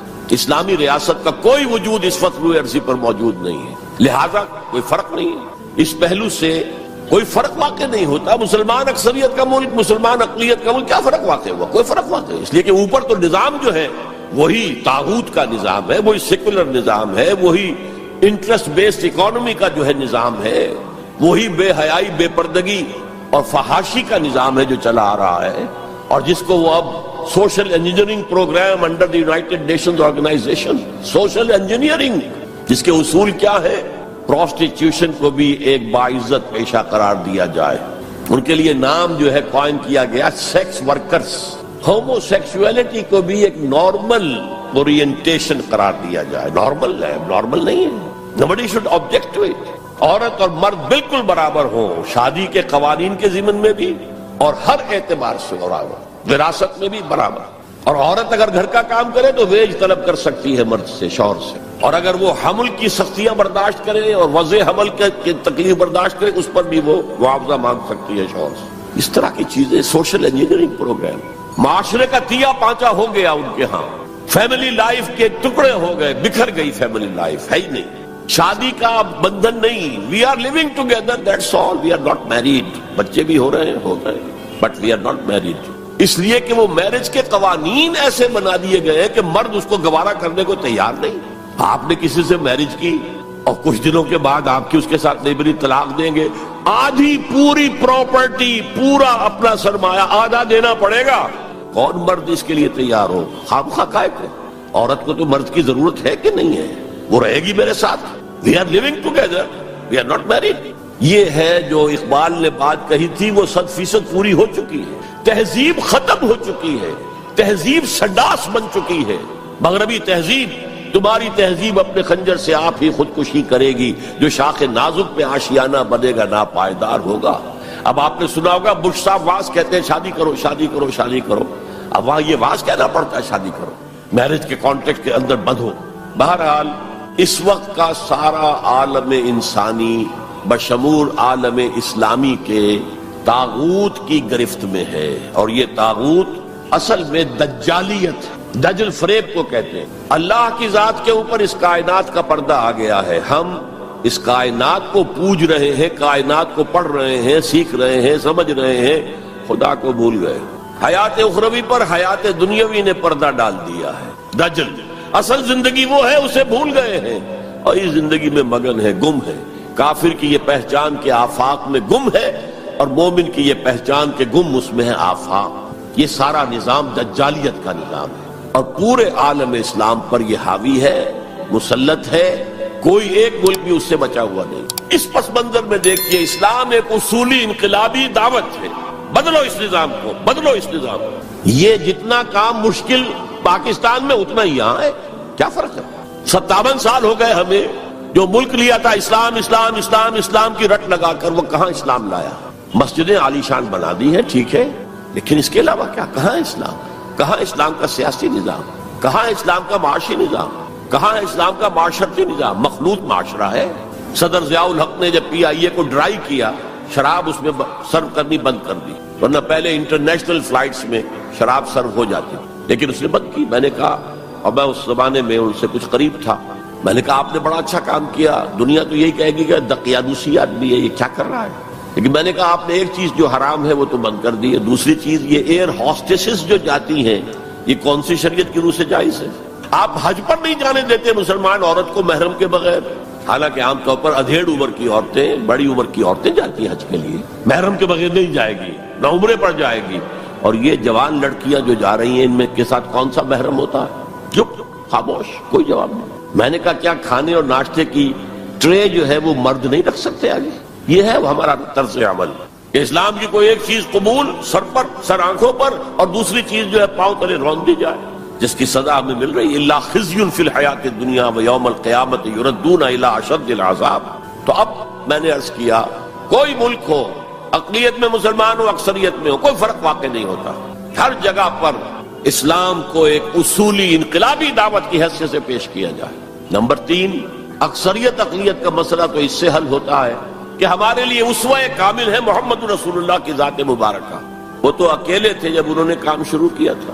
آپ کی اہلیہ حضرت خدیجہ رضی اللہ تعالی عنہ، آپ کے دوست پرانے ابو بکر رضی اللہ تعالی عنہ، آپ کے چچا بھائی جو آپ ہی کے زیر تربیت تھے وہی رہ رہے تھے، چونکہ ان کے والد ابو طالب بہت غریب تھے، لہذا حضور نے انہیں اپنے پاس رکھا ہوا تھا ان کے اوپر سے بوجھ کم کرنے، اور آپ کا وہ بیٹا، منہ بولا بیٹا جو غلام تھا، اسے آزاد کر کے بیٹا بنا لیا۔ یہ 4 تھے، 1+4 5، اور 10 سال کی محنت شاقہ، دن رات کی محنت، اور یہ محنت کرنے والا کون؟ محمد صلی اللہ علیہ وسلم، جس کے کردار کے اوپر کہیں کوئی چھینٹ بھی نہیں ہے، داغ دھبا تو بڑی بات ہوتی ہے۔ بمشکل 100-125 آدمی ساتھ آئے تھے، تو آپ اس اسوے پر چلیں، آپ کو 100 بھی نہ ملے کوئی پرواہ نہیں، کیا جب کس وقت اللہ تعالیٰ دھارے کا رخ موڑ دے، لوگوں کی توجہ ہو جائے، لیکن اصول وہی ہو، دعوت وہی ہو، اور نمبر 3 میتھڈالوجی وہی ہو۔ Don't borrow the methodologies from the movements of this ایرا۔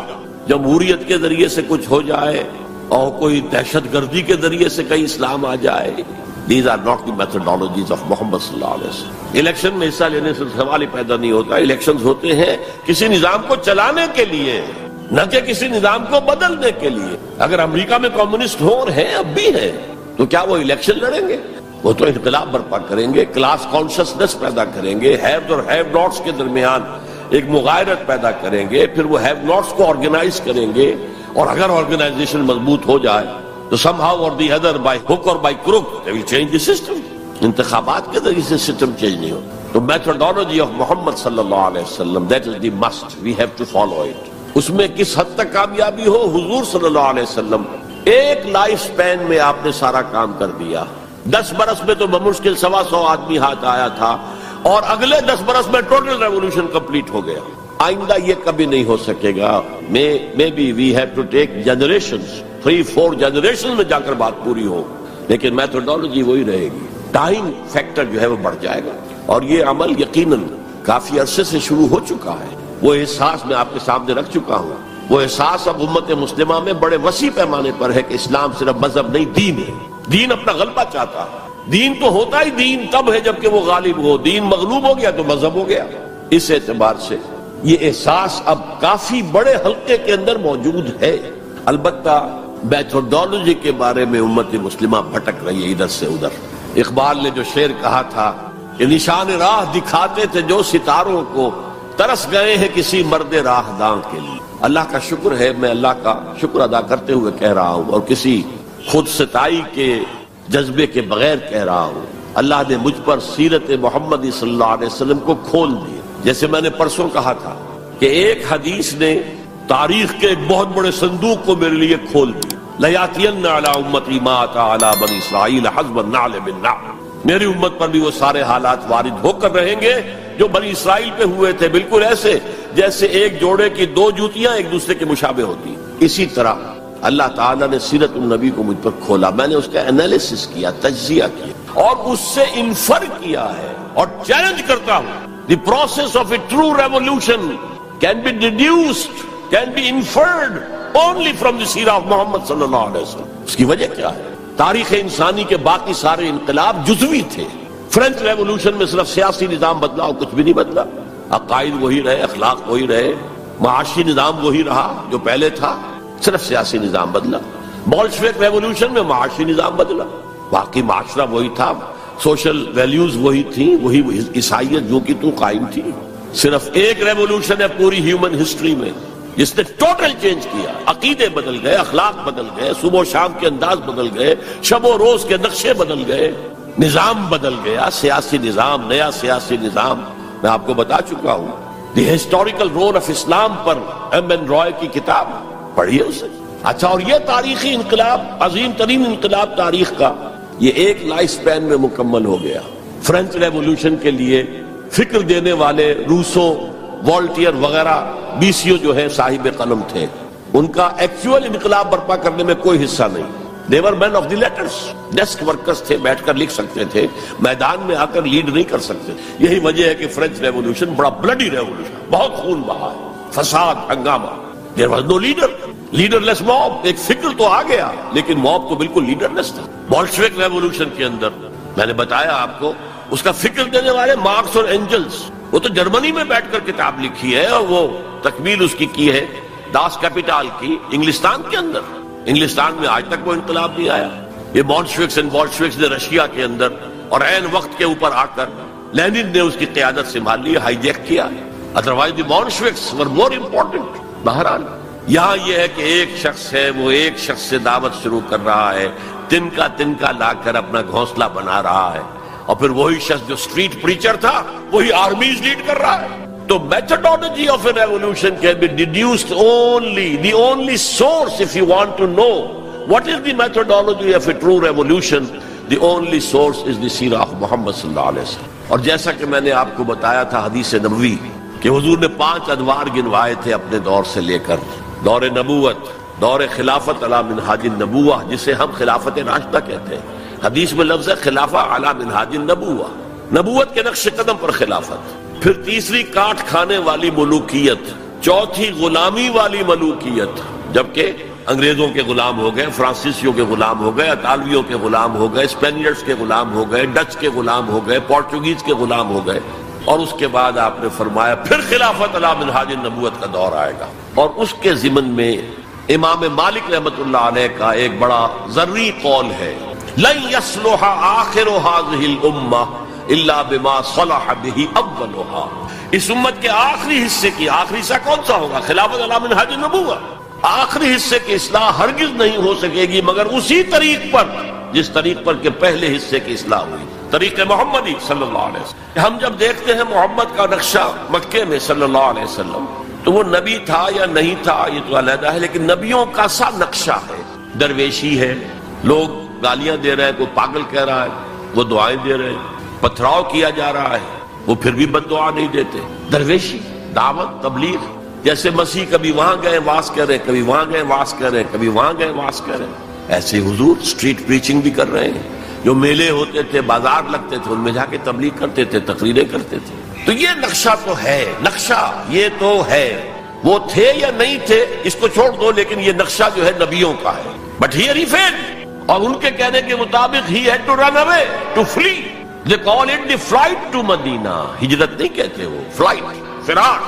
لیکن اب مدینے میں جا کر تو absolutely new Muhammad comes in our eyes. He is the commander of army. He is a statesman. He is the ruler of a government. He is a statesman. There he succeeded. Muhammad failed as a prophet but succeeded as a statesman. چنانچہ اسی کو، اس تضاد کو high light کرنے کے لیے Montgomery Watt, professor Montgomery Watt, اس نے 2 کتابیں لکھی سیرت پر، Muhammad at Mecca, Muhammad at Medina, to highlight the difference, the contradiction. اور محمد ایٹ مدینہ کے اندر اس نے جتنے بھی ہو سکتے تھے تعریف کے کلمات، تعریف کے اوصاف اور ان کی سپرلیٹو ڈگریز استعمال کر لی. معاملہ فہمی، دور اندیشی، انسان شناسی، موقع شناسی، ہر شے کے اعتبار سے محمد بہت ٹاپ پر، بہت ٹاپ پر. کتنی بڑی بات کی جاتے ہی یہودیوں کو جکڑ لیا ایک معاہدے کے اندر، میثاق مدینہ کے اندر. تو اس کی ساری تعریف کرتے، اس لیے مسلمان بھی دھوکہ کھاتے کہ یہ تو حضور کا بہت تعریف کرنے والا ہے. جنرل ضیاء الحق صاحب نے ہمارے ہاں جب سیرت کے جلسے شروع کیے تھے تو جو مرکزی جلسہ سیرت کا اسلام آباد میں شروع کیا تھا، اس میں اس کو بلایا تھا ایز اسپیکر. حالانکہ وہ اصل میں 2 کتابوں کے ذریعے یہ کنٹرڈکشن کو ہائی لائٹ کر رہا ہے کہ محمد مدینے والا کچھ اور ہے، مکے والا کچھ اور ہے صلی اللہ علیہ وسلم. بہرحال میں نے اس میں استضاد کو رفع کیا ہے کہ یہ ایک ریولوشنری پروسیس کے مختلف تقاضے ہیں، مختلف سٹیجز ہیں، اور ان کے اندر بڑی حکمت ہے. یہ کتاب میں نہیں کہہ سکتا یہاں ہے یا نہیں ہے. بہرحال امید ہے کہ اب کچھ نہ کچھ حالات جس طرف جا رہے ہیں تعلقات کی بحالی پر، تو کتابوں کا آنا جانا جو ہے آسان ہو جائے گا. اس کا مطالعہ کر کے پھر سمجھنا چاہیے.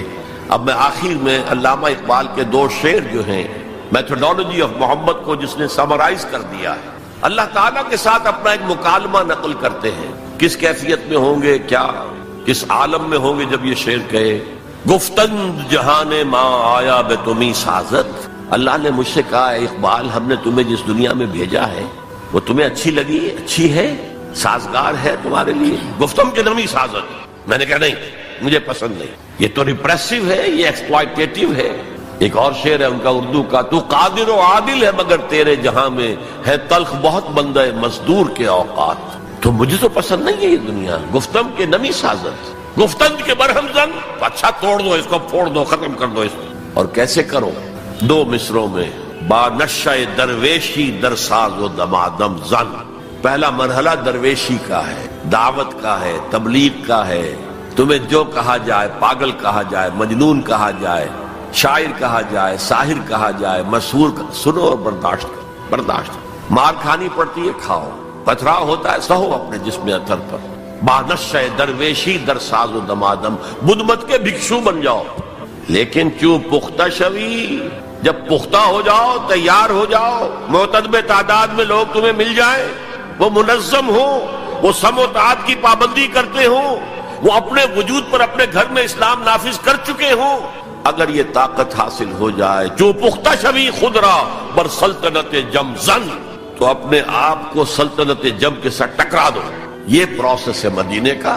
پہلا مصرع ہے مکے کا، با نشہ درویشی در ساز و دمادم زن. کرو محنت درویشی کے ساتھ، کیے جاؤ. For 13 long years it was درویشی. صحابہ کو منع کر دیا گیا تھا، تم کوئی جواب نہیں دو گے.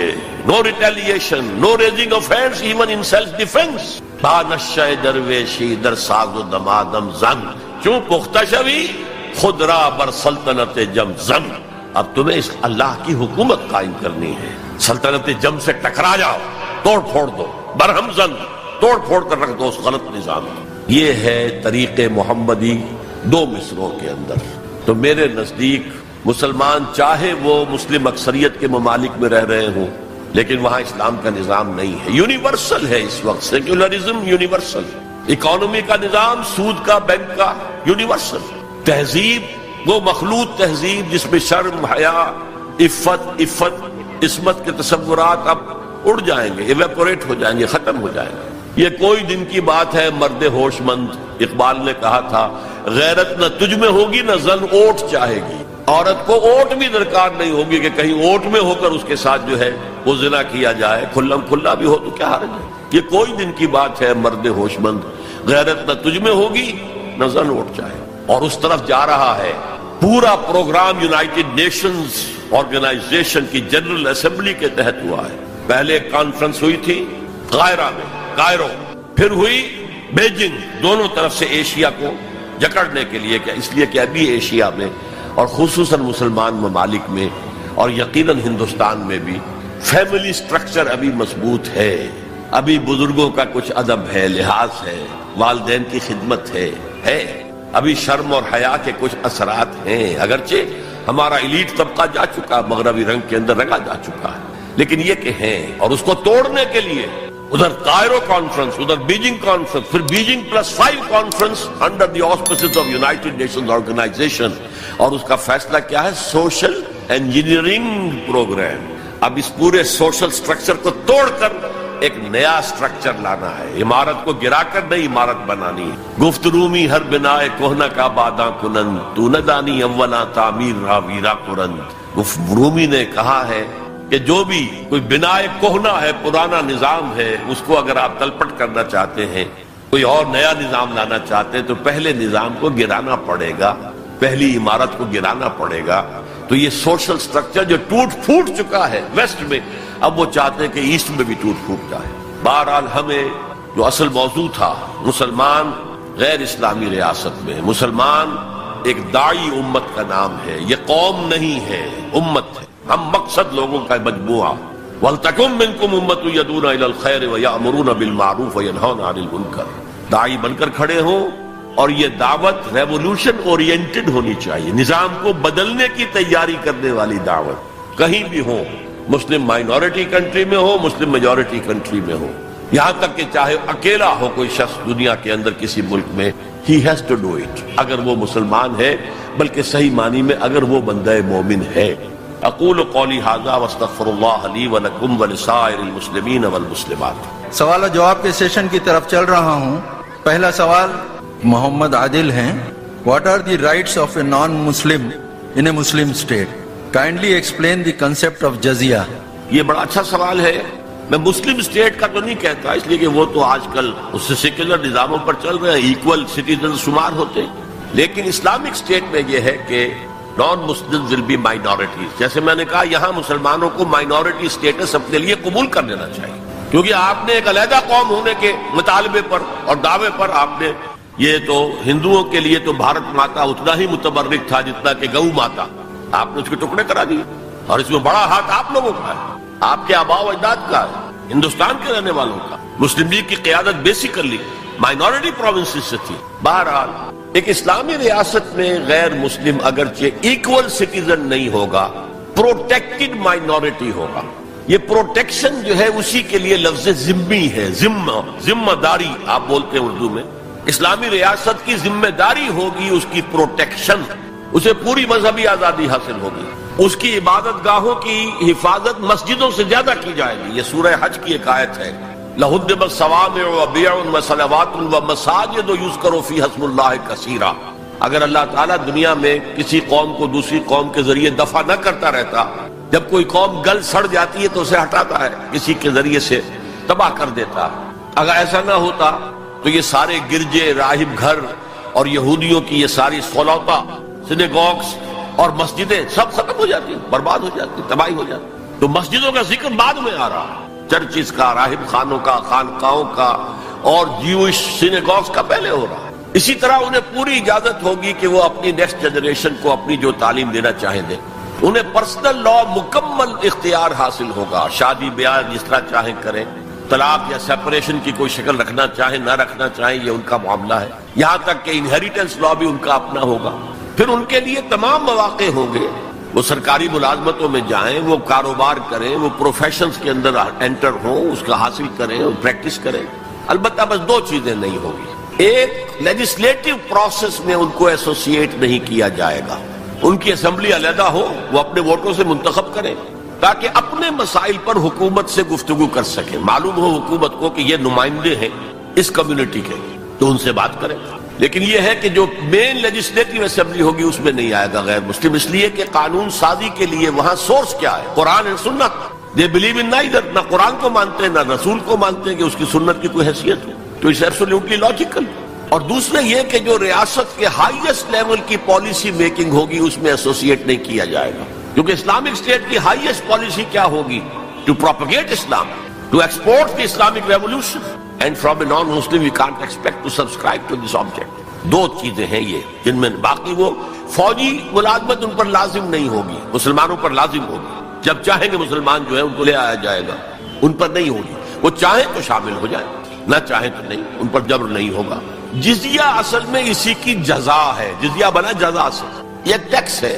مسلمان زکات دے گا 2.5% دے گا اپنی ٹوٹل جو بھی اس کا, اس کے اوپر اس کو 2.5% دینا. یہاں انڈیویجول جو ہے غیر مسلم ان پر ٹیکس. تو ہم اس وقت جو ریاستیں سیکولر ہیں ہم سب جزیہ دے رہے ہیں, ٹیکس دے رہے ہیں کہ نہیں دے رہے ہیں. تو یہ اصل میں جزا ہے.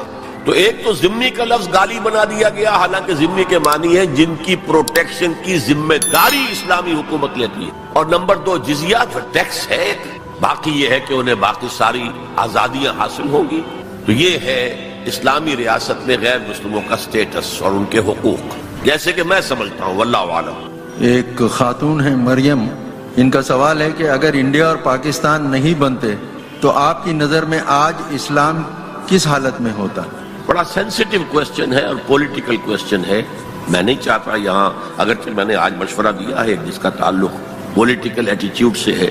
میرے نزدیک اس وقت اگر ملک متحد ہوتا تو جو جذبات اندر جو پلے ہوئے تھے, جو ہے پھوڑا, وہ پکا ہوا تھا. اس وقت اس کا ظہور بہت دوسری شکل میں ہوتا. اور میرے نزدیک یہ ملک علیحدہ بن جانے سے اور اس کے بعد اتنا وقت گزرنے سے جو سودنگ ہو گئی ہے, تو اب صورتحال جو ہے وہ بہتر ہو جائے گی انشاءاللہ.